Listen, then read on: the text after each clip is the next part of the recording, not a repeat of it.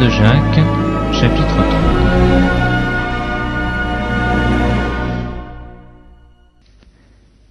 Mes frères, qu'il n'y ait pas parmi vous un grand nombre de personnes qui se mettent à enseigner, car vous savez que nous serons jugés plus sévèrement.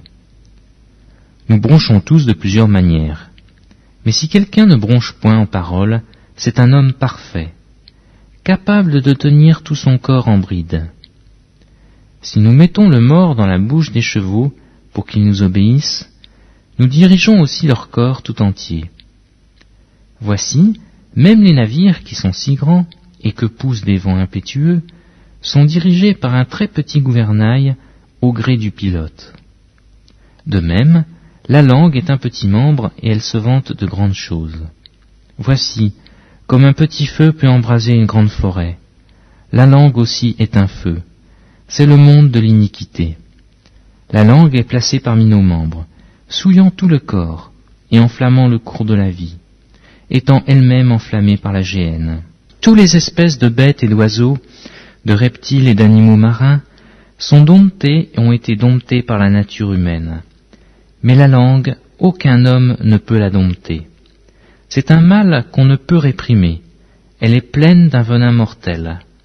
Par elle nous bénissons le Seigneur notre Père, et par elle nous maudissons les hommes faits à l'image de Dieu.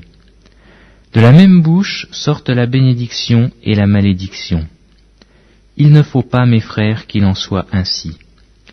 La source fait-elle jaillir par la même ouverture l'eau douce et l'eau amère? Un figuier, mes frères, peut-il produire des olives, ou une vigne des figues? De l'eau salée ne peut pas non plus produire de l'eau douce.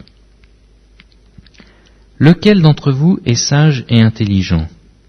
Qu'il montre ses œuvres par une bonne conduite avec la douceur de la sagesse.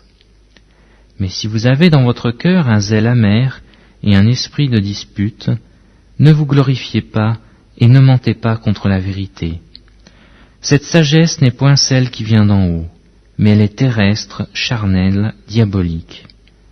Car là où il y a un zèle amer et un esprit de dispute, il y a du désordre et toutes sortes de mauvaises actions. La sagesse d'en haut est premièrement pure, ensuite pacifique, modérée, conciliante, pleine de miséricorde et de bons fruits, exempte de duplicité, d'hypocrisie. Le fruit de la justice est semé dans la paix par ceux qui recherchent la paix.